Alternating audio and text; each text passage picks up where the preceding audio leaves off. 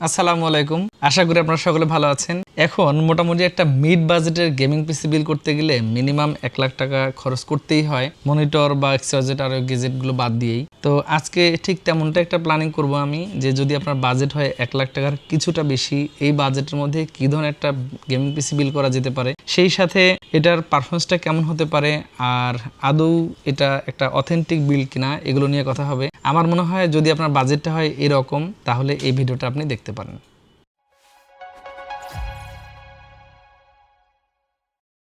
পিসিটা তো অবশ্য DDR5 সিস্টেমের। এখানে আমি যে প্রসেসরটা ধরেছি এটা হচ্ছে Ryzen 5 8500F, একটা জিপিইউ ছাড়া প্রসেসর। যেহেতু আমরা এখানে একটা ভালো মানের কার্ড ব্যবহার করব, তাই আমি এখানে গ্রাফিক্স কার্ড ছাড়া প্রসেসরটা ধরেছি। সো এটা থাকবে 6 কোর 12 থ্রেডের প্রসেসর।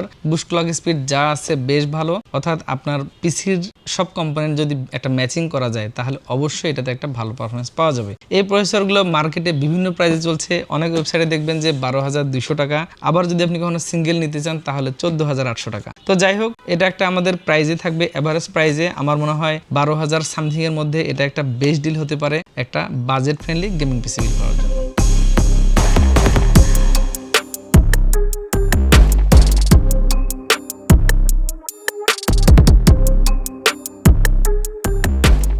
এই প্রসেসরটাকে একটা মিনিমাম 650 সিরিজের মাদারবোর্ডের সাথে পেয়ার করা উত্তম। 620 দিলেও চলবে, তবে আমি চেষ্টা করেছি 650 একটা মাদারবোর্ড দেওয়ার জন্য। এটা হচ্ছে MSI এর 650ME, একটা DDR5 সাপোর্টেড মাদারবোর্ড, আর এটাতে HDMI এবং VGA পোর্ট আছে। যেহেতু আমরা এখানে গ্রাফিক্স কার্ড ব্যবহার করব, সো এখানে এই পোর্টগুলো অতটা ম্যাটার না।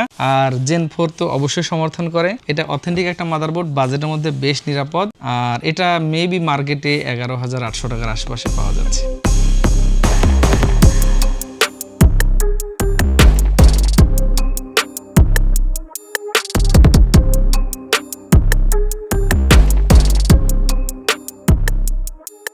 যেহেতু পিসিটা বেশ ভালো মানের হচ্ছে, তাই আমরা এখানে একটা এসএসডি দিয়েছি। এটা হচ্ছে কোরশিয়ারের MP600GS, standard read write speed Gen 4 এর, খুব বেশি না কমও না, 5,000 আশেপাশে। আমার মনে হয় যারা একটা Gen 4 এর ভালো মানের এনভিএমই নিতে চান, কোরশিয়ারকে নিশ্চিন্তে পছন্দ তালিকায় রাখেন। আর আমিও এটাকে নিশ্চিন্তে পছন্দ তালিকায় রাখছি। এই এসএসডিগুলো মার্কেটে 14,000 আশেপাশে পাওয়া যাচ্ছে। আমার মনে হয় 14,000 টাকা খরচ করতে হলেও এটা একটা রিলায়েবল কোম্পানি হতে পারে আপনার জন্য। আপনি নিশ্চিন্তে এটাকে পছন্দ তালিকায় রাখতে পারেন।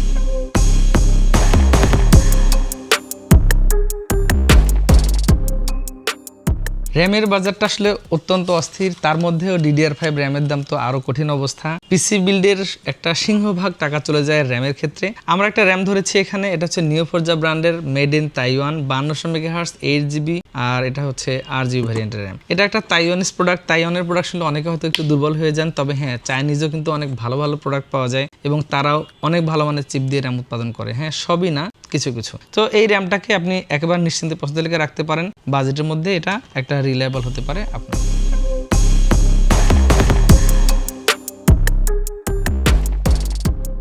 এই প্রসেসরটাকে একেবারে কুল রাখার জন্য আমরা একটা সিপিইউ কুলার ব্যবহার করেছি। এটা হচ্ছে GamerX Powertrain-এর, এটা Z6000 মডেল।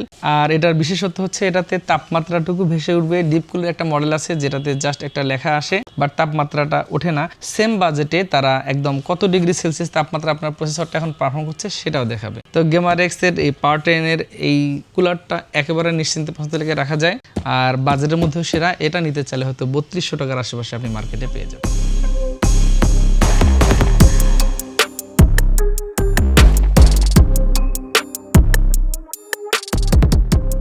এই পিসিতে আমরা যেহেতু একটা জিপিইউ ব্যবহার করেছি, সেটাকে পাওয়ার আপ করার জন্য আমরা একটা পাওয়ার সাপ্লাই দিয়েছি। MSI এর 650 সিজি একটা পাওয়ার সাপ্লাই, একটা bronze certified fibres warranty power supply. মোটামুটি যারা এই পাওয়ার সাপ্লাইটা কিনেছেন তারা মেবি নিশ্চিন্তে আছেন, কারণ আমরা আমাদের কম্পিউটার ভিশন থেকে যে যতগুলো ইউনিট সেল হয়েছে আমরা তেমনটা ওয়ারেন্টির সারা পাইনি, একেবারে নিশ্চিন্তেই তারা ব্যবহার করছেন। সো এই পাওয়ার সাপ্লাই থাকবে আজকের এই প্ল্যানিং এর সাথে। এটা নিতে চাইলে নর্মালি মার্কেটে মেবি খরচ করতে হবে 6,000 এর কিছুটা বেশি। আমরা একটা প্রাইজে ধরেছি আজকের এই পিসি বিল্ডের প্ল্যানিং।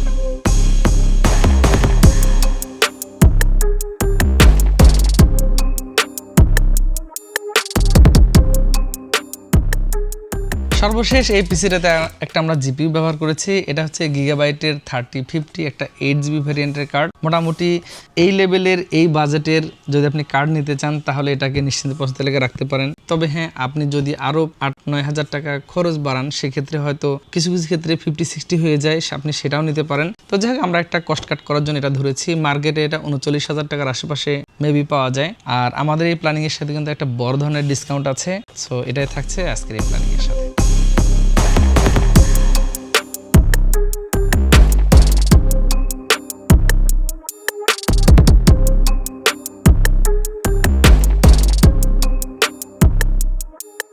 এই পিসিটাকে সেট আপ করার জন্য চমৎকার আমরা একটা কেসিং চয়েস করেছি। এটা হচ্ছে পাওয়ার ট্রেনের PT701, একটা হোয়াইট ভ্যারিয়েন্টের কেসিং। সামনের এই ডিজাইনটুকু এর সৌন্দর্যটাকে বেশ বাড়িয়ে দিয়েছে।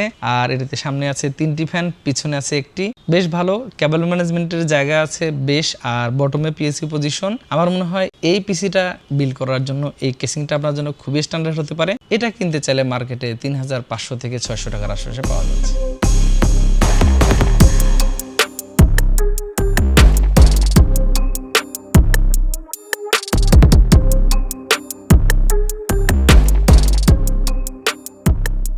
এতক্ষণ আমি যে কম্পোনেন্টগুলো আপনাদেরকে দেখালাম এগুলো মোটামুটি সবগুলোই অথেন্টিক। প্রসেসরটা বাংলাদেশে বক্স হয়ে থাকে। আর এখানে যে কম্পোনেন্টগুলো দিয়েছি এগুলো দিয়ে যদি আপনি পিসি বিল করতে চান নর্মালি মার্কেটে গেলে 1,06,000 টাকার কিছুটা বেশি হতে পারে। কম্পিউটার ভিশন এটাকে একেবারে ফ্ল্যাট রেটে দিয়ে দিবে আপনাকে, এটা দিবে একেবারে 1 লাখ টাকায়। এখানে আপনি যদি চান আরও কিছুটা আপগ্রেড করতে পারেন। আপনার যদি বাজেট আরও বাড়ানোর সুযোগ থাকে প্রসেসরের খরচ বাড়াতে পারেন। জিপিইউটা হয়তো 50-60 নিতে পারেন। এই মাদারবোর্ড এই প্রসেসরের সাথে 50-60 জিপিইউ এর সামান্য কিছু বটলনেক হতে পারে, কারণ 50-60 জিপিইউটা বেটার পারফর্ম করে হচ্ছে অ্যাকচুয়ালি 850 মাদারবোর্ডের সাথে। আর তেমন কোনো চেঞ্জ করার প্রয়োজন নাই। অন্যান্য যে কম্পোনেন্টগুলো আছে সেটা অবশ্যই আপনার কষ্টের টাকায় সেরা হতে পারে। বেশ ভালো পারফরমেন্স পাওয়া যাবে এই পিসিটাতে। আর প্রত্যেকটা প্রোডাক্ট অফিসিয়াল এবং 3 ইয়ার্স ওয়ারেন্টি প্রযোজ্য। আপনি চাইলে ওয়ারেন্টি ক্লেম করতে পারেন আমাদের ঢাকা থেকে, রংপুর থেকে। তো যাই হোক, আপনি চাইলে এই পিসিটা নিতে পারেন সরাসরি আমাদের কম্পিউটার ভিশনের আউটলেটে এসে। আমরা চেষ্টা করব আপনার কষ্টের টাকায় সবচেয়ে সেরা পিসিটি দেওয়ার জন্য। আর এই ব্যাপারে আমাদের সহযোগিতা থাকবে সবসময়। সকল ভালো থাকবেন। নতুন কোনো ভিডিওতে আবারও দেখা হবে ইনশাল্লাহ। আল্লাহ হাফিজ।